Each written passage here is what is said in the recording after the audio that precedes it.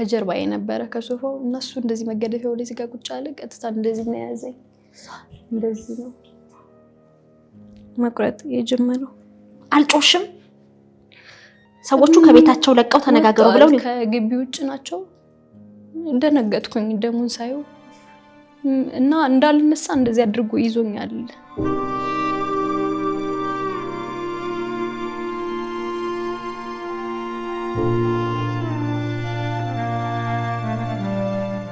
ካልጋ ላይ ተኝቼ ከሆነው ካልጋ ላይ ተኝቼ ከተጣላን አስተኝቶ ይረግጠኛል አስተኝቶ በእግሩ ይቆምብኛል እሱ ካልጋው ቆሞ ነው ካልጋው ተኝቼ አባትየው ማተባቸውን በጠሱ ልጄ ካንቺ ጋር ካልኖረ ልጄ አይደለም አትጂ ተደብድበሽ ኑሪ ነው ተደብድበሽ በቃ እዚህ በኋላ አይነካሽም ነው የሚሉት እነሱ የአባትሽን ስልክ እናትሽን ስልክ ሲባል ያው እንደመሞት አይደለም ማቀው ተርፋለሁ ብዬ አላሰብኩምና በጭራሽ ስልክ አልሰጥም አልኳቸው እዛው ሞቼ ሞታለች ሲባል ይስሙ እንጂ እንደዚህ ሁኝማ እንደውኝ አልፈልግም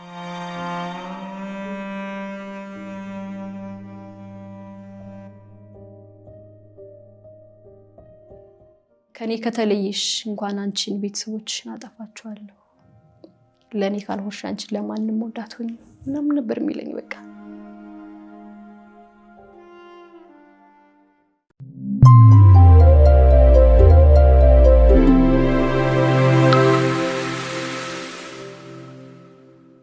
የፕሮግራማችን አጋር ስፖንሰር ዴምሲ ሪል ስቴት እና ቤተ ጳውሊ የጉዞ ወኪል ናቸው። ዴምሲ ሪል ስቴት በለቡ መብራት ኃይል ዘመናዊ አፓርትመንቶችን እየገነባ ነው። ከስቱዲዮ እስከ ባለ 4 መኝታና ዘመናዊ የፔንትሃውስ አማራጮችን ይዞ የቀረበው ዴምሲ ሪል ስቴት አሁን ደግሞ ለአከፋፈል ምቹ እንዲሆንና ለገዢዎች እፎይታን የሚሰጠውን የ40/60 የባንክ አማራጮችንም አዘጋጅቶ እየጠበቀ ነው። የድሉ ተጠቃሚ ለመሆን በ0974 53 54 55 ወይንም በ0982 81 47 47 ላይ ፈጥነው ይደውሉ። ዴምሲ ሪል ስቴት የፕሮግራማችን አጋር ስፖንሰር ስለሆነ እናመሰግናለን። ቤተ ጳውሊ የጉዞ ወኪል ወደ ቅድስት ሀገር ኢየሩሳሌም መንፈሳዊ ጉዞ አዘጋጅቷል። ልብስ ያልቃል፣ ቁሳቁስ ይሰበራል፣ የወላጅ ምርቃት ግን ለዘላለም ይኖራል። እናሳ ለወላጆቹ በትንሣኤ በዓል ወደ ቅድስት ሀገር ኢየሩሳሌም እንዲሄዱ ያድርጓቸው።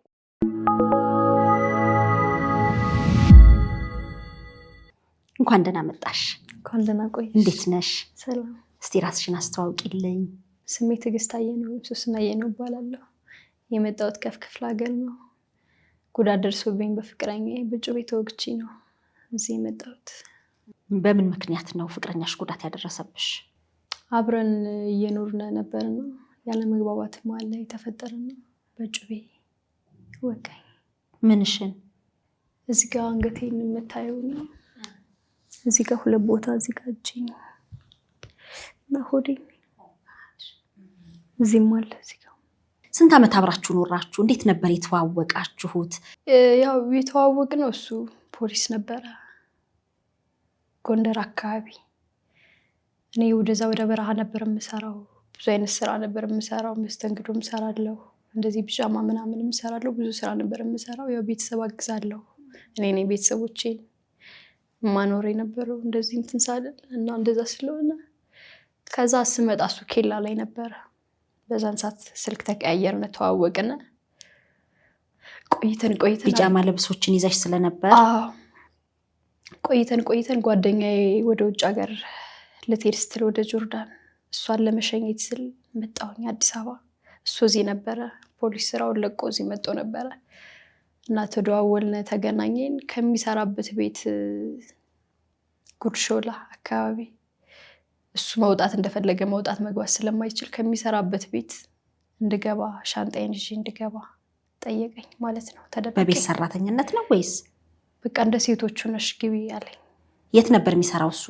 ክለብ ማናጀር ሆቴል እዛ ክለብ ላይ ነበር የሚሰራው። እንደዛ ሁኚ ሻንጣዬን ይዤ ገባሁ ሳላስታውቅ። ፍቅረኛሽ እንደሆነ ሳይታወቅ ሰራተኛ ሆነሽ ገባሽ? ምንድን ነበር ያንቺ የስራ ኃላፊነት? እንደ ሴቶች እንድሰራ ነበረ የጠየቀኝ እና አልጋ ክፍሏን አስወጥቶን የአልጋ ክፍል እንደምገባ እሱ ስለሆነ ማናጀር እንደፈለገ ማድረግ ይችል ነበር እዛ ቤት። እንደ ሴቶች ማለት ሴተኛ ዳሪነት ነው? እና አልጋ ክፍል እስከዛ እንደዛ ስሪ አልጋ ክፍሏን አስወጥቼ አንቺን አልጋ ክፍል አደርግሻለሁ አለኝ። ገባሁኝ። አመመኝ እያልሽ ተኚ አለኝ። ሴቶች ሲወጡ እንዳትወጪ አመመኝ እያልሽ ተኚ፣ ወይም ደግሞ ልብስ ለብሰሽ እየወጣሽ ዝም ብለሽ ዞር ብለሽ ተመልሰሽ ትገቢያለሽ አለኝ። እሱ ያለኝን ነው የማደርገው። ከዛ በኋላ እየቆየ ሴቶች አወቁብን ማለት ነው። አብረውን የሚኖሩ የሚከፈላል ሴቶች ሲወጡ ያንን 4000 ብር የሚከፈላል። ያንን ብር እንኳን ልክፈልልሽ አለኝ። ትወጪ ነበር ከሌላ አይ ሰው ወንድ ጋር ሳይሆን ያንን ቤቱን ለቅቄ ስወጣ 4000 ብር ሴቶች እዛ ቤት ቆይተው ሲወጡ ለቤቱ የሚከፈላል። አዎ ያንን ብር ከፍዬ በቃኝ ብለሽ ስትወጪ ነው?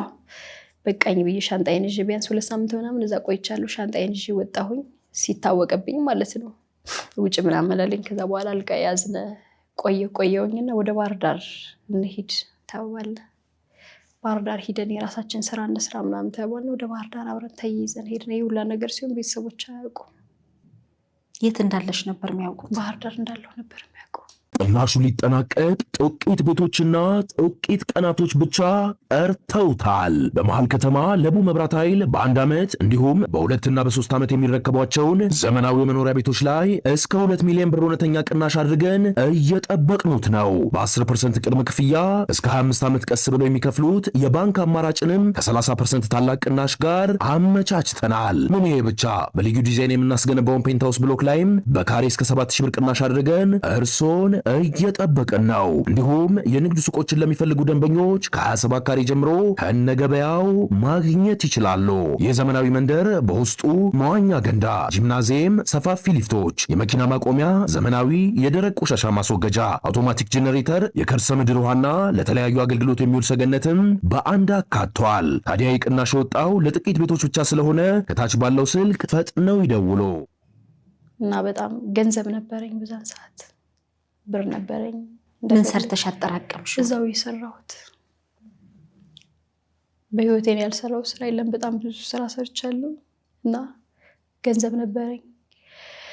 ለቤተሰቦች ቤት ጀምሬላቸው ነበር፣ እየሰራሁላቸው ነበር። ያው እንጀራ አባቴ ነው፣ አባቴ የለኝም፣ ደሃ ናቸው። ቤት እየሰራሁላቸው ነበር። ከሱ ጋር ከተገናኘው በኋላ ቤት መስራቴን አቆምኩት።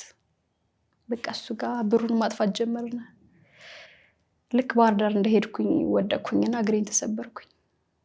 ቢያንስ ለ8 ወር ለ9 ወር ያክል ከቤት አልወጣም ነበር። እግሬን እንደዚህ እስከዚህ ነበር በጀሶ የታሰረልኝ። አልወጣም ነበር። እንደዛ እስኪሆን ቆየን። ቢያንስ ለ9 ወር ያክል አልወጣም ነበር። ከዛ በኋላ በቃ ልክ ብሩ ያስኩት ብር እያለቀ መጣ። ምክንያቱም ምንም እሱም ስራ አይሰራም፣ እኔም ስራ አልሰራም። ያለኝን ብር ነው እያወጣን የምንጠቀመው። ቆይቶ እሱ ማናጀር ስራ ገባ። ከዛ በኋላ እሱ የሚከፈለው 10,000 ብር 8,000 ብር ምናምን ነው። የኔ ብር አለቀ። አካውንቴ ዜሮ ሆነ። ስንት 100,000 ብር የነበረኝ ሰው ከዛ በኋላ በቃ ጸባዩ እየተቀየረ መጣ። ያንቺ ብር ሲያልቅ? አዎ የኔ ብር ሲያልቅ። እስቲ አስቡት፣ እናታችሁ ወይንም አባታችሁ ለዓመታት በልባቸው ሲመኙት የነበረው ቅዱስ ስፍራ ላይ ቆመው ቢታዩአችሁ፣ ያሳደጉን ያስተማሩንና ዛሬ ለደረስንበት ደረጃ መሰረት የሆኑ ወላጆቻችን ትልቁ ምኞታቸው ኢየሩሳሌምን መርገጥ ነው። ልብስ ያልቃል፣ ቁሳቁስ ይሰበራል፣ የወላጆች ምርቃት ግን ለዘላለም ይኖራል። ይህንን በረከት ለማግኘት ቤተ ጳውሊ የጉዞ ወኪል ለትንሣኤ በዓል ልዩ ወደ ቅድስት ሀገር ኢየሩሳሌም መንፈሳዊ ጉዞ አሰናድቷል። ሙሉ የቪዛ የትራንስፖርትና የሆቴል አገልግሎት ዝግጁ አድርጎ በክብር አድርሶ በክብር ይመልሳቸዋል። ፈጥነው ለመመዝገብ ቤተ ጳውሊ የጉዞ ወኪል ብለው በ0964 020202 ወይንም በ0963 67 67 67 ላይ ይደውሉ። ቤተ ጳውሊ የጉዞ ወኪል። ብር እንዳለሽ አውቆ ነው የቀረበሽ? ብር እኔ ያኔ አላቅም ነበር። ለካ እሱ እንደዛ ነበር የቀረበኝ። ብሬ ሲያልቅ መቶኝ አያውቅም። እንትን ብሎኝ የማያውቀው ልጅ መማታት ጀመረ፣ መሳደብ ጀመረ።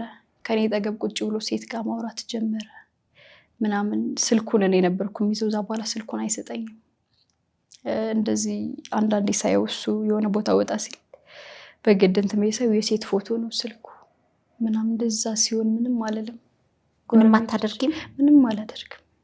ጤነኛም ስላልነበርኩ እግሬንም ብዙም እንትን ስለማለት እንለያይ በቃ እንደዚህ ካስጠላው ለምን ምናምን ነው እምለው እንደፈለገ ይመታኛል እጮሃለሁ ከዛ ደግሞ አስታርቆኛል ጎረቤቶች ያስታርቁናል ምናምን ከኔ ከተለየሽ እንኳን አንቺን ቤተሰቦችሽን አጠፋቸዋለሁ ለኔ ካልሆንሽ አንቺን ለማንንም ወዳቶኝ ምናምን ነበር የሚለኝ በቃ በዛ ሰዓት እና ማንንም ሰው ስላልነበረኝ እኔ ነኝ የመጀመሪያ ልጅ ከቤት ወንድምም የለኝ ማንንም የለኝም ያለኝ አማራጭ ቁጭ ማለት ነበር ሁሉን ነገር እንጂ እናቴ ማለት ነገር ለአባቴ ለማንም ሰው አልነገርም ደህና ነኝ ነው የምለው ያው ብር መላኪ ምናምን አቆምኩኝ መሄዴን አቆምኩኝ ምን ብዬ ልሄድ ባዶ እጄ ለቤቱ ማስጨረሻ ብር ላኪ ሲባል ምን ልላክ ስልኬን አጠፋለሁ አማራጭ አጣሁ የቤቱ መመረቅ ባለበት ሰዓት ተቋረጠ ራባቸው በጣም አዎ እግዚአብሔር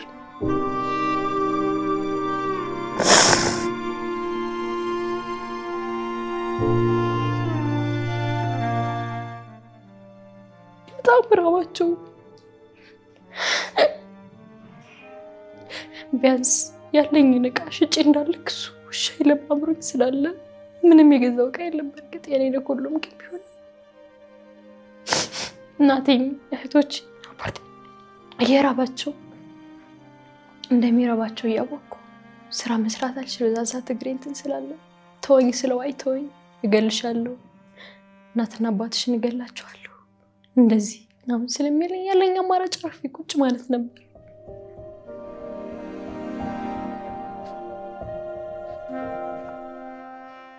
እና እንደዛ ሆነን ቆየን ጸባዩ የተቀያየረብኝ ምንም አላልኩም ከሱ ጋር እንዴት ነው ምን ለያየው የሚለው ነገር ማሰብ ጀመርኩኝ ምክንያቱም አቅም ኑሮኝ ዘመድ ኑሮኝ ኑልኝ አለያዩ ማለት ነገር ሰው ስለሌለኝ በቃ ራሴ እዛው እየተደበደብኩ እየተመታው እየተሰቃዩ ምንም እየተባልኩ አርፌ ቁጭ ብዬ ራሴ መጨረስ ነበረብኝ ለእናትና አባቴ እንደዚህ ያደረገኝ እንደዚህ ሆንኩ ነው እንዳልል ያውቁታል ከሰው ጋር እንደሆንሽ ያውቃሉ ደውሎ ይናገራል ራሱ ሲደውላውና አባቴ እናቴ ከደወለች ያነሳዋል ራሱ ማንኝ ይላቸዋል ፍቅረኛዋ ነኝ በጉልበት አታውራቸው እባክህ ይቀየሙኛል እንደዚህ አልነገርኳቸው ቢያንስ የጀመርኩትን ቤት ልጨርስላቸው ምናምን አይሰማም እኔ ነኝ እኮ ህይወትሽ እነሱ ነች ናቸው እኔ ጋር ለምትኖሪ ምናምን ይለኛል ዝም እለዋለሁ እና እንደዚህ የኖርኩ እጮሃለሁ ሲደበድበኝ የሰፈር ሰዎች ይመጣሉ ምን አደረክሽ ነው የሚለው በቃ ዝም ብሎ እንለያይ ምናምን ካልኩት በቃ እንደዚህ ነው የሚሆነው ይመታኛል ምናምን ይወደኛል ብለሽ ነው የምታስቢው አንቺ በዛ ሰዓት ስለሚወደኝ ነው እንደሚያደርገው ብለሽ ነው የምታስቢው አላውቅም እንደዛ ብዬ አስባለሁኝ አንዳንዴ ግን ደግሞ የሚወድሽ ሰው የዚህን ያክል እኮ ያሰቃይሽ ቅናሹ ሊጠናቀቅ ጥቂት ቤቶችና ጥቂት ቀናቶች ብቻ ቀርተውታል። በመሃል ከተማ ለቡ መብራት ኃይል በ1 ዓመት እንዲሁም በ2 እና በ3 ዓመት የሚረከቧቸውን ዘመናዊ መኖሪያ ቤቶች ላይ እስከ 2 ሚሊዮን ብር እውነተኛ ቅናሽ አድርገን እየጠበቅኑት ነው። በ10% ቅድመ ክፍያ እስከ 25 ዓመት ቀስ ብለው የሚከፍሉት የባንክ አማራጭንም ከ30% ታላቅ ቅናሽ ጋር አመቻችተናል። ምን ይሄ ብቻ በልዩ ዲዛይን የምናስገነባውን ፔንታውስ ብሎክ ላይም በካሬ እስከ 7000 ብር ቅናሽ አድርገን እርሶን እየጠበቅን ነው። እንዲሁም የንግድ ሱቆችን ለሚፈልጉ ደንበኞች ከ27 ካሬ ጀምሮ ከነገበያው ማግኘት ይችላሉ። የዘመናዊ መንደር በውስጡ መዋኛ ገንዳ፣ ጂምናዚየም፣ ሰፋፊ ሊፍቶች፣ የመኪና ማቆሚያ፣ ዘመናዊ የደረቅ ቆሻሻ ማስወገጃ፣ አውቶማቲክ ጄኔሬተር፣ የከርሰ ምድር ውሃና ለተለያዩ አገልግሎት የሚውል ሰገነትም በአንድ አካቷል። ታዲያ የቅናሽ ወጣው ለጥቂት ቤቶች ብቻ ስለሆነ ከታች ባለው ስልክ ፈጥነው ይደውሉ። ብዙ ጊዜ በጥቃት ውስጥ ያሉ የሚደበደቡ የሚመቱ ሴቶች ስለሚወደን ነው ፍቅሩን እየገለጸ ነው ብለው ያስባሉ ስለሚባል ነው። እኔ በዚህ አላምንም። ገባሽ? እኔ የሚወደኝ ቢሆን የሚያፈቅረኝ ቢሆን አይደለም እንደዚህ አስተኝቶ ሊደበድበኝ እንደፈለገ ሊረግጠኝ እንደፈለገ ምራቆ ሊተፋብኝ ይገርም በጥፊ እንኳን የሚመታኝ አይመስለኝም። እስከማምነው እኔ እንደዛ ብያስ እውነታውም እሱ ነው። አቅም ስለሌለኝ ነው መሄጃ ስለሌለኝ ነው ቁጭ ብዬ የኖርኩት 1 ዓመት ከምናምን ያክል እንጂ እንደዚህ አምኛል ነበር። እና መጨረሻ ላይ እንደዚህ ገልሻለሁ እንደዚህ ምናምን አይነት ዛቻ ሲያበዛብኝ ወደ ፖሊስ ነው የሄድኩት። ከዛ በፊት ለአባቱ ደወልኩለት። አባትዮ መጣ፣ ቄስ ይዞ መጣ ምናምን። ለአባትየው ሊገለኝ ነው ብለሽ ነገርሻቸው? አዎ ነገርኳቸው። ሊረዱኝ አልቻሉም። እንደውም እንደዚህ ቄስ መጦ 2 ቄስ እንደዚህ ቁጭ ብለው ቄሶቹ ጓደኛው ቁጭ ብሎ ምናምን አባትዮ ማተባቸውን በጠሱ። ልጄ ካንቺ ጋር ካልኖረ ልጄ አይደለም አለኝ። ይወዱኛል እናትና አባትዮ። እንደዛ ሲሉ አባትዮ ልጁ እሱ ደግሞ ቤተሰቦቼ ጋር በቃ ልታጣይኝ ነው አይደል? አባቴ ጋር ልታጣይኝ ነው አይደል? ህይወትሽን እንደማበላሽ ወቂ። አባቴ እዚህ ጋር ተጣልቶኝ ትቶኝ ቢሄድ ህይወትሽን እንደምነጥቅሽ ወቂ ምናምን ሲለኝ እሺ ብዬ ታረኩኝ። አልፈልግም፣ ልጃችሁን ይዛችሁልኝ ሂዱ፣ እኔ ብቻዬን ነው መኖር ፈልግ ምናምን ብለው ሊረዱኝ አልቻሉም። በጣም ነገር መስቀል ይዘው መጡ።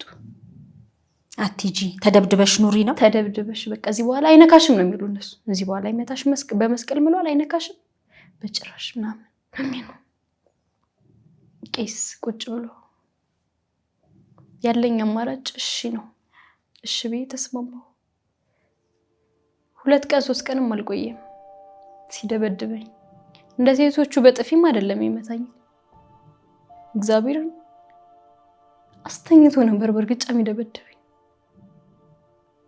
ካልጋ ላይ ተኝቼ ከተጣላን አስተኝቶ ይረግጠኛል። አስተኝቶ በእግሩ ይቆምብኛል። እሱ ካልጋው ቆሞ ነው ካልጋው ተኝቼ እጮሃለሁ። የሰፈር ሰዎች ይሰበስባሉ። ምን ያድርጉ? ደሞ ጀመራቸው ነው የሚባለው። ደሞ ጀመራቸው። ቆይተን ያን ሁሉ ነገር አሳልፌ በቃ ህይወቴን ከማጣ ያለኝ አማራጭ ህግ ነው። ወደ ህግ ልሂድ ብዬ ወደ ፖሊሶች ሄድኩኝ። ነገርኳቸው። ስብሰባ ላይ ነበሩ። በመጀመሪያ ቀን ሲሄድ አልነበሩ። ቀጣይ ቀን ተደዋውለው ስብሰባ ላይ ነበሩ። ጠብቂ አሉኝ። ስልኬን ሰብሮት ነበር፣ ስልክ አልነበረኝም። ሄድኩኝ። ሰፈር ላይ ጠብቂን አሉኝ። ፖሊሶች እስኪመጡ ለትንሽ ደቂቃ ነው የቀደመኝ። እንመጣለን ጠብቂን እናመጣዋለን ምናምን ብለውኝ ስልካቸውን ጽፈው ሰጡኝ። ጋሽ አስማማው ይባላሉ። የ6ኛ ጣቢያ ፖሊስ ናቸው። ጠብቂን አባሎች ጋር ሰብስበን እንመጣለን ብለውኝ እነሱን እየጠበቅኩኝ እያለ ነው ሰፈር ላይ አባይነሽ ትባላለች አያገኘችኝና ነይ አንዴ ፈልግሽ ነው ምናምን ብላ ልጅ ይዛ መጣች። ከጓደኛዬ የፀጉር ቤት ጋር ነበር ቁጭ ብዬ ነበረ። አልመጣም አልፈልግም ምናምን ስላት ነይ አንዴ ልጅ ይዤ አላሳዝንሽም እንዴ ምናምን አታከብሪኝ ምናምን ስትለኝ እሺ ብዬ ከሷ ቤት ገባሁኝ። ምናችሁ ነች? ወይም ደግሞ ጎረቤት ነች? ጎረቤት ነች። አንድ ግቢ ውስጥ? አይ አይደለም፣ እኛ ተከራይተን ከምንኖርበት ጎን ነው የነሱ ግቢ እና ባሏ አሌክስ ይባላል። ከነሱ ቤት ገባሁኝና ልጁ መጣ። ከመጀመሪያው ነው ቤት ግቢ ቤት አትመጭም ወይ ምናምን ሲሉኝ ግቢ ከኔ ቤት አልገባውም ፈርቼ ማለት ነውና ከዛ ገባሁኝና ለመኑኝ ሽማግሌዎቹ ተሰብስበው ለምን አትታረቁም ለምን አትስማሙ ምናምን ሲሉኝ እኔ አልፈልግም በቃኝ ከዚህ በኋላ እየደበደበኝ እያሰቃየኝ መኖር አስጠልቶኛል በቃኝ ምናምን ስል እሱም ከነሱ መሃል ሆኖ ለመነኝ እና አልፈልግም ፍቅረኛሽ ማለት ነው እና አንዴ ውጡ እስኪ ላናግራት አላቸው እነሱ እዛው ሰዎቹ ቤት ውስጥ እና እሱ ጩቤ ይዞ ነበር ለካ ተዘጋጅቶ ነበር የመጣ እኔም ግፋቢል ቢመታኝ ምናምን ነው ብያሰብኩኝ እንጂ እንዴት የሚወደኝ ሰው እንደዚህ ያደርገኛል ብዬ አላሰብኩም ነበር። እነሱ በቃ ብቻቸውን ያወራሉ ይስማማሉ ብለው ትተውን ወጡ። ሶፋ ላይ ነበረ ቁጭ ብዬ ነበረ እና እንደመጣ እዚህ ጋር ነው እንትን ያለኝ እዚህ ጋር ሳመኝ አልፈልግም እንዳትስመኝ ምናምን ነገር ስለው ከጀርባዬ ነበረ ከሶፋው እና እሱ እንደዚህ መገደፊያው ላይ እዚህ ጋር ቁጭ አለ። ቀጥታ እንደዚህ ነው ያዘኝ። እንደዚህ ነው መቁረጥ የጀመረው። አልጮሽም? ሰዎቹ ከቤታቸው ለቀው ተነጋገሩ ብለው ከግቢ ውጭ ናቸው። እንደነገጥኩኝ ደሙን ሳየው እና እንዳልነሳ እንደዚህ አድርጎ ይዞኛል። እንደዚህ አጣብቆ ይዞኛል። ያው ወንድ ልጅ አይደለም። ከዛ በኋላ መጮህ ጀመርኩኝና አሌክስ ይባላል ባለቤቱ። አጋጣሚ ሴቶች ያወጣዋል። እሱ ቤት ውስጥ ነበር። አጋጣሚ ግቢ ውስጥ ስራ እየሰራ ነበር። ስጮህ እሱ ሩጦ ገባልኝ እና እሱም እንደገባ እንደዚህ ነበር ያለው አለኝ። በኋላ እንትን ስል እና እሱን ሲያዙልኝ እኔ ሾልኬ ደሜን ያንዘረዝርኩኝ ሮጥኩኝ። እዚህ ጋር ቆርጦሽ እዚህ ጋርም ቆርጦኛል። እዚህ ጋርም እንደዚህ እዚህም ወግቶኛል። እዚህ ብዙ እዚህ ጋር እንደዚህ ስከላከል ነው እጄን ይወጋኝ። ለምን አልታረቅሽኝም? ለምን አልታረቅሽኝም? ለኔ ካልሆንሽ ለማንም እንዳትሆኝ ነው። እና እንደዛ ብዬ ሩጬ አልወደኩም። ማንም ሰው አልነበረም በሰዓቱ። ደሜን ነው እንደዚህ ቁሜ ማንጠፍጠፍ የገባሁት። ያንገቴም እጄም ደም በዚህ እየወረደ ነበር። እሱ እንደዛው ነው ሩጦ አመለጠ። ሰፈር ላይም ሰው ሴት ነበር አጋጣሚ ማለት ብዙም ሰው አልነበረም። ውስጥ ለውስጥ ስለሆነ ሰውም ተደናገጠ። ሩጦ በባጃጅ ተሳፍሮ ሄደ። እኔንም የሰፈር ሰዎች መጡ። ከዛ በኋላ ቆይቼ ወደኩኝ። ቆሜ ደሜን እንትን ካልኩኝ በኋላ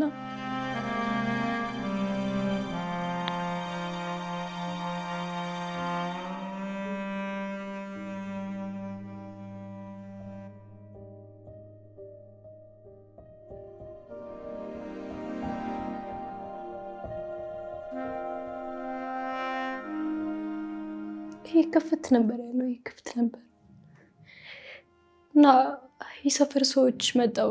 ራሴን ከሳትኩኝ በኋላ ወሰዱኝ። መጀመሪያ ያው እኔ ራሴን ስቻለሁ። አሚን ነው ይዘውኝ ገብተው። ያው ብርም የለኝም ገንዘብም አልያዝም ነበር። ዝናብ ነበረ በጣም አስታውሳለሁ። እና አከራይ ነበረች አብረኝ፣ ብቻዋን የነበረች ሌላ ሰው ማንም ሰው አብሮኝ አልነበረም። እና እንደዛ ሁኜ መንቀሳቀስ አልችልም። ሌላ ሆስፒታል ላኩን። የግል ይመስለኛል ያኔ ብዙም ትላልቅ እዛ ሆስፒታል ላኩን። እዛ ደግሞ ምንም የለበስኩት ልብስ የለም። መሽቷል፣ ሌሊት ነው። ዝናብ በጣም እየዘነበ ነው። በዚህ ብርድ እየገባ ነው። በዚህ በጣም እያመመኝ በጣም እየጮህኩኝ ነበረ። አንድ ያለች አብራኝ እሷ ናት። እሷም ደካማ ናት። በጣም እየተሰቃየች ነበር። እና እዛም ሄደን 40 ሺህ ብር ነበር የተጠየቅነው። ወዲያውኑ እንኳን 40 ሺህ ብር 10 ሺህ ብር ማለት ነው። ብር ካላመጣችሁ አትገቡም ተባለ። አምቡላንሱም አውርዶ በቃ አውርጃት ልሂድ አለ። እና እኔ ማንም ሰው ለማን ልደውል? ሰው የለኝም። እሷም እየተሰቃየች ትጮሃለች። ኧረ ተው እባካችሁ ስለ ማርያም ስለ መድኃኒዓለም ይህች ልጅ ሞተችብኝ፣ ኧረ ነፍሷ ሊወጣ ነው ትላለች። እና እኔ እሰማለሁ ያው ማውራት ባልችልም። እና አምቡላንሱ ውስጥ ላይ ያለው ልጅ ጋር እሷ ተጣላች። አውርጃት ነው የሚሄደው አላት።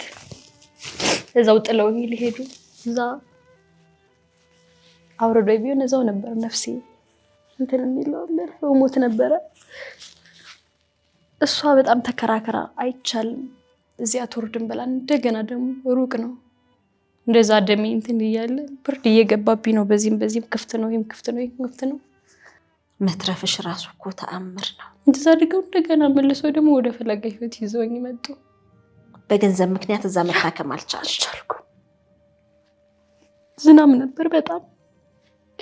ይዘውኝ ከመጡ በኋላ ደግሞ ከአምቡላንሱ ላይ ማን ያወርድላት? ብቻዋን ሆና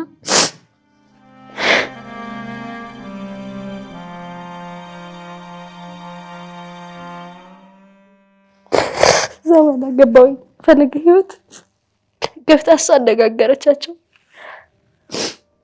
ከብዙ ቆይታ በኋላ ወደ ያው ትተርፋለች አላሉም። እነሱም ቢሆኑ ትሞታለች ነው፣ ማንንም ሰው ትተርፋለች አላለኝም። ያየኝ ሰው ሁላ እኮ ትሞታለች ነው፣ ዶክተሮችም ጭምር ማለት ነው። አተርፍም ነው፣ ምክንያቱም ያው አደጋው። እና ወደ ሰርጀሪ ክፍል ገባሁኝ። ስንት ሰዓት እንደገባሁ አላውቅም፣ አላስታውስም። ግን በጣም ብዙ ሰዓት ነበር የጨረሰባቸው ዶክተሮች። በጣም ደክመው አልነቃላቸው ብዬ 11 ሰዓት ሲል ከሌሊቱ ነው የወጣሁት ከሰርጀሪ። ከዛ በኋላ ወጣሁ። እሷ ብቻዋን ነበረች፣ ማንም ሰው አልነበረኝም። የሚያነሳኝ የሚጥለኝ ሰው፣ ያው ራሴን ማንቀሳቀስ ስለማልችል ማንም ሰው አልነበረም። እዛ በኋላ እሷ ነበረች። እናትና አባቴ አልሰሙም ነበር። ብቻሽን ነው ወደዚህ ከተማ የመጣሽው? አዎ። እና ፖሊሶች አሉ። ፖሊሶች ገንዘብ አሰባስበው ከሰፈር ተኝቼና የሰፈር ሰዎቹ ነው ገንዘብ አሰባስበው ይዘው መጡ። ከዛ እንደወጣሁኝ ማለት ነው። እስቲ አስቡት እናታችሁ ወይንም አባታችሁ ለዓመታት በልባቸው ሲመኙት የነበረው ቅዱስ ስፍራ ላይ ቆመው ቢታዩአችሁ። ያሳደጉን ያስተማሩንና ዛሬ ለደረስንበት ደረጃ መሰረት የሆኑ ወላጆቻችን ትልቁ ምኞታቸው ኢየሩሳሌምን መርገጥ ነው። ልብስ ያልቃል፣ ቁሳቁስ ይሰበራል፣ የወላጆች ምርቃት ግን ለዘላለም ይኖራል። ይህንን በረከት ለማግኘት ቤተ ጳውሊ የጉዞ ወኪል ለትንሣኤ በዓል ልዩ ወደ ቅድስት ሀገር ኢየሩሳሌም መንፈሳዊ ጉዞ አሰናድቷል።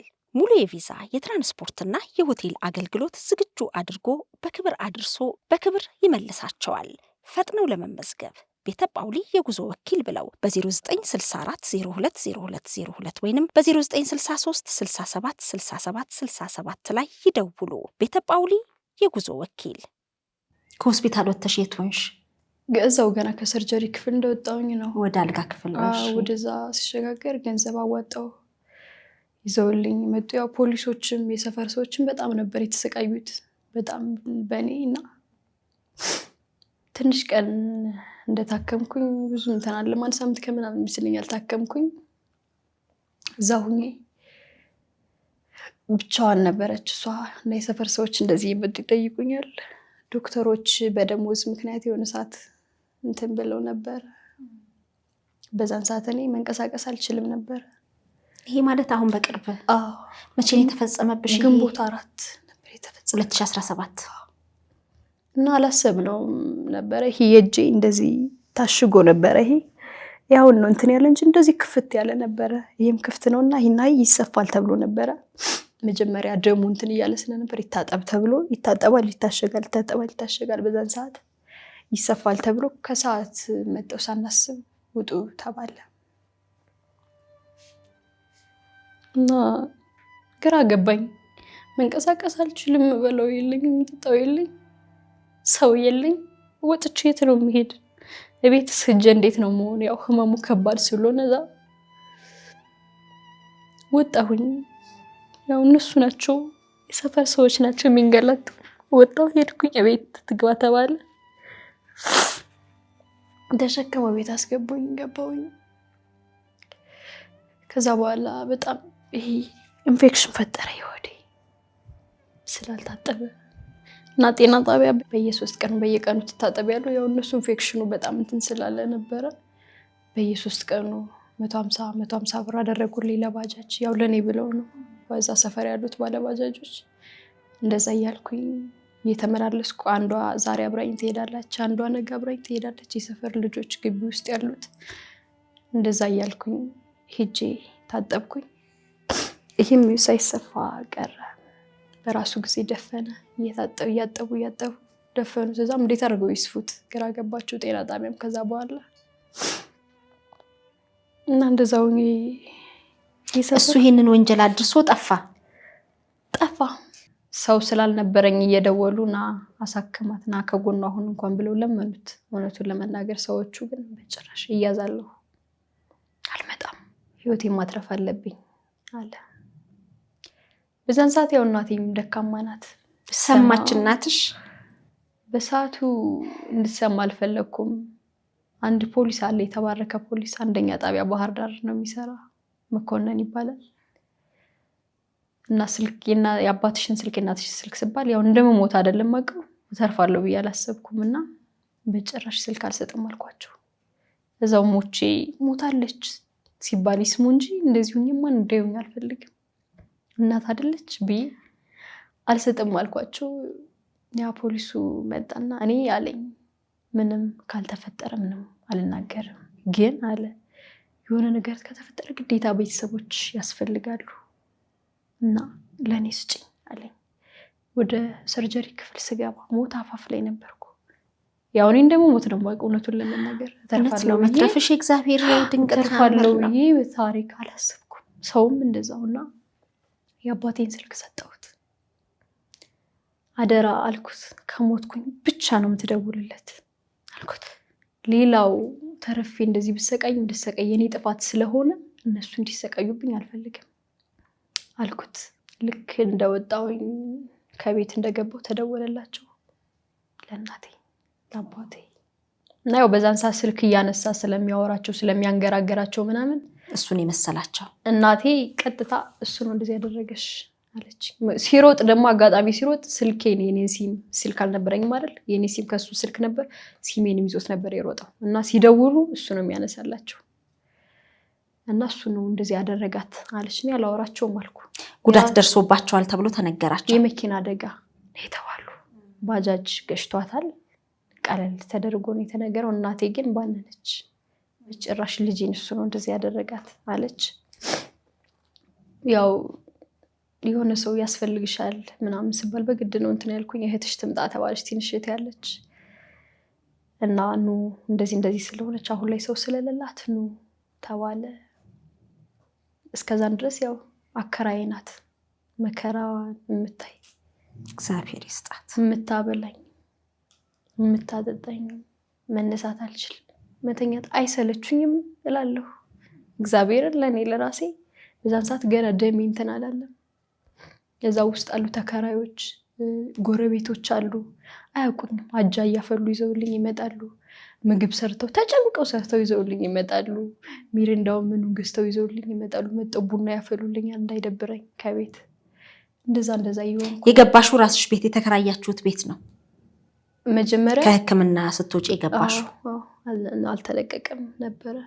መጀመሪያ ላይ እህቴ ናት። አባቴ እህቴን ይዟት መጣ እና አሳመንኳቸው እንደመጡ እንዳትነግሯቸው ምናምን ተባለ። እህቴና አባቴ መጡ። ሲመጡ ያው ካልጋ መነሳት መተኛት አልችልም። እንደዚህ ነው ተኝቼን የቆየኋቸው። ይሄ ፕላስተሩ ምናምን አለ እንትን አላለም። ተሸፈንኩኝ። አንገቴን አሰርኩት እንዳያዩብኝ። ይሄን ቢያዩትም ያው መስታይቱ ነው ምናምን ብዬ ነው ያሳመንኳቸውና ሆድሽ እንዴት ከዚህ ከላይ እስከታች እንዴት ምናምን አለኝ አባቴ። መስታይቱ ነው እንደዚህ የጎዳኝ አልኩት። እንደዚህ ሂጄ ስወድቅ የባጃጁ መስታይት ነው ምናምን ብዬ በቃ ውሸቴን ዋሽቼ ያሳመንኩት እና ነበረ። ሊያዩኝ መጣው ነበረ ልጆች እና ነገሩት ቆይተው እሱ ነው እንደዚህ ያደረጋት ምናምን አሉት። እህቴ እኔን እንዳየች ታመመች። አእምሮ በሽተኛ ሆነች። ለአንድ ቀን እንደመጣች በቃ ተለላከችኝ ምናምን ቡና ፈላችልን ምናምን እንደመጡ የሆዴን አላየችውም ነበር። ማታ አብረን ስንተኛ አየችው የሆዴን። እዛ ሌሊት 11 ሰዓት አካባቢ ዝናብ እየዘነበ ነበር አስታውሳለሁ። ከዛ በኋላ ቃዠች፣ ታመመች። የምትሄድበትን አታውቅም፣ የምታደርገውን አታውቅም፣ የምታወራውን አታውቅም። ዝም ብላ ብቻዋን ትለፈልፋለች። መጣልሽ ትለኛለች ሌሊት እየተነሳች። ማን? ልጁ መጣልሽ ትለኛለች። እና ተጎዳው። በእኔ ምክንያት መጣ ደግሞ እሷ እንደዚህ አእምሮ በሽተኛ ስትሆን በጣም ተጎዳው። ምን አለበት ሞቼ ቢሆን አንዴ ሞታለች ተብሎ ያርፉ ነበር ምናምን ብዬ። እሷ ደግሞ እንደገና መታከም ስላለባት ጸበል መግባት ስላለባት አባቴ ትቷት አይደል ሄደ። ውሰዷት አልኳቸው። እናቴ መጣች እኔንም ለማየት እሷንም ለወሰድ። ያው ከቤት ሰው ስለሌለ እየተጋገዙ ነው መጣት ያለባቸው። እናቴ ስትመጣ ግዴታ እኔ ሂጄ መቀበል አለብኝ ደህና ነኝ ለማለት። ሌላ ሰው ሂዶ ከተቀበላት ትጮሃለች። ትቺ ነበር ግን ተነስተሽ ለመሄድ? ትንሽ እችል ነበር። መንቀሳቀስ ጀመሬ ነበረ። ካልጋ መተኛት መነሳት ቀስ በቀስ ጀመሬ ነበር። እንዲትም ብዬ ሄድኩኝ። ሆዴ እንደዚህ ይዤ ሄድኩኝ። ነጠላ ለበስኩ። አንገቴን እንዳታይ በጣም ከስቼ ነበረ። ስታየኝ ገና ከርቀት አለቀሰች እና ልክ ከባጃጁ እየገባን ነጠላው ለካ ወርዷል። እንደዚህ ወርዷል። የአንገቴን አየችው። እዛው ነው የጮኸች። ምንሽም ማረሰው እግዚአብሔር እንዴት እንደሆነች በቃ ሲቅ ብላ ለቀሰች።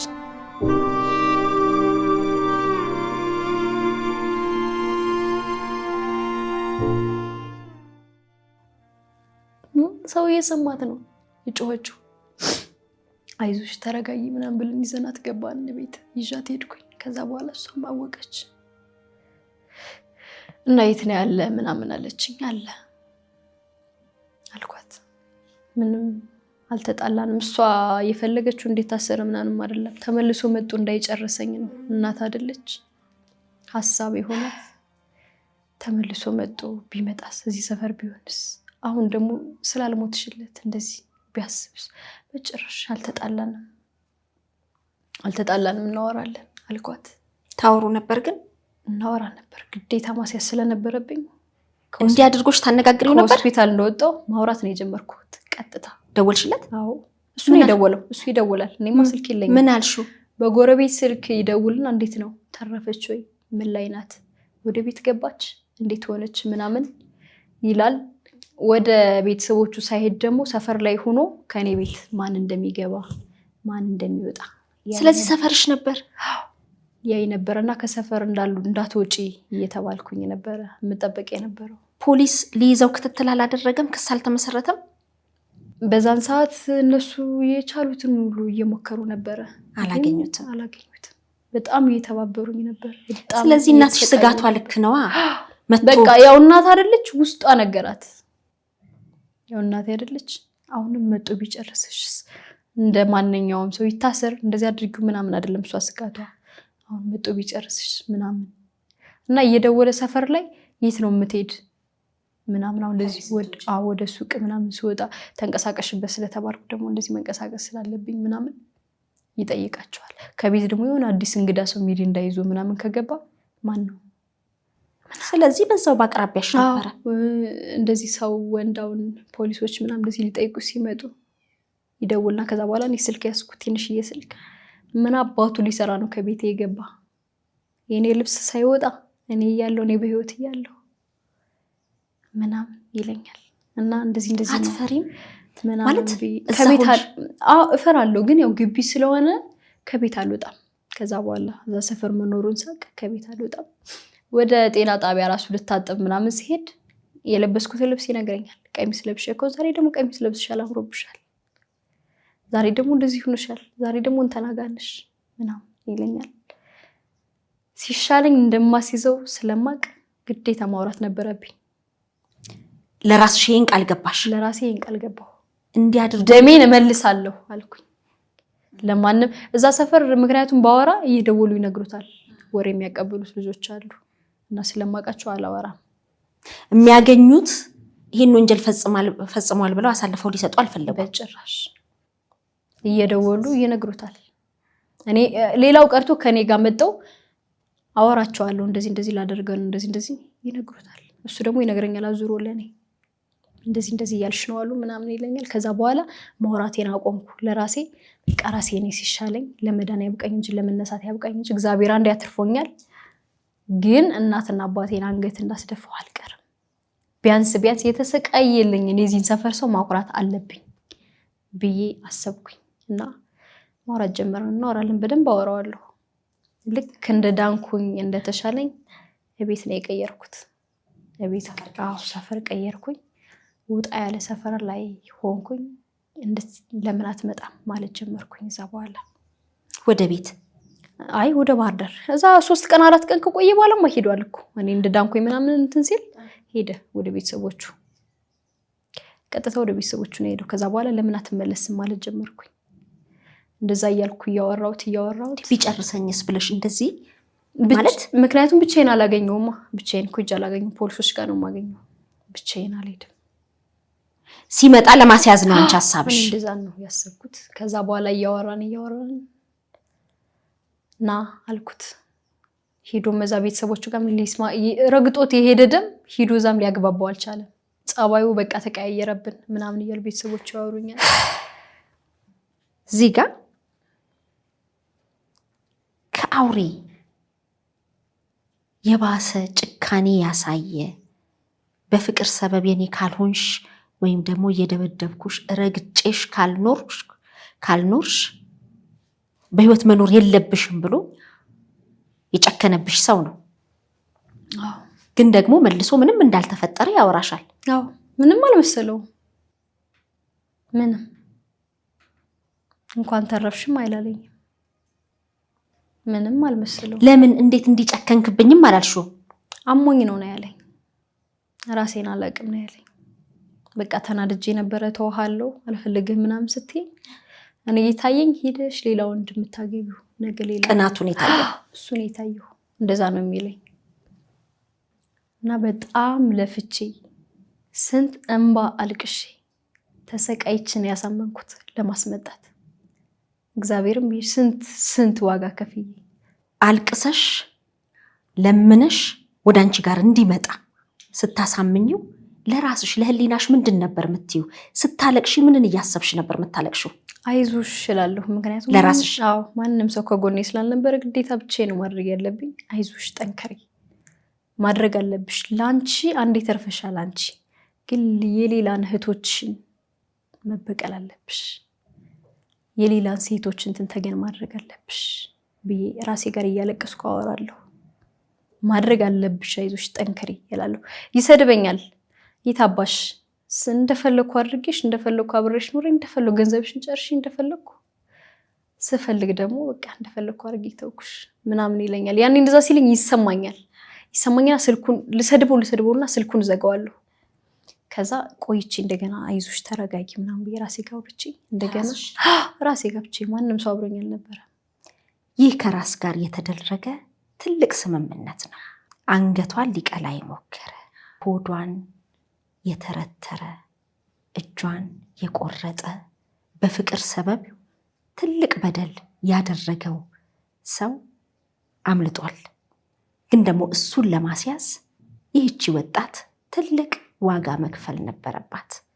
ደሟን እንድታዘራ ያደረጋት ሰው ደሟ እንዲመለስ በሕግ ጥላ ስር እንዲውል ከራሷ ጋር ተመካክራ ወስናለች። እውነት ግን ቃሏን ሰምቶ መጣ? በክፍል 2 ታሪኳን ታጫውተናለች። ትክክለኛና ተአማኒ የሆኑ መረጃዎችን ወደ እናንተ ወደ ውድ የሸገር ኢንፎ ሚዲያ ተከታታዮች የምናቀርብበት ቻናላችን ሸገር ኢንፎ ነው። ታዲያ ሸገር ኢንፎን ሰብስክራይብ አድርገዋል? ቤተሰብ ይሁኑን። ለአብሮነታችሁ ከልብ እናመሰግናለን። ላይክ፣ ሼር በማድረግም ለሌሎች ያጋሩ። ሸገር ኢንፎ ሚዲያ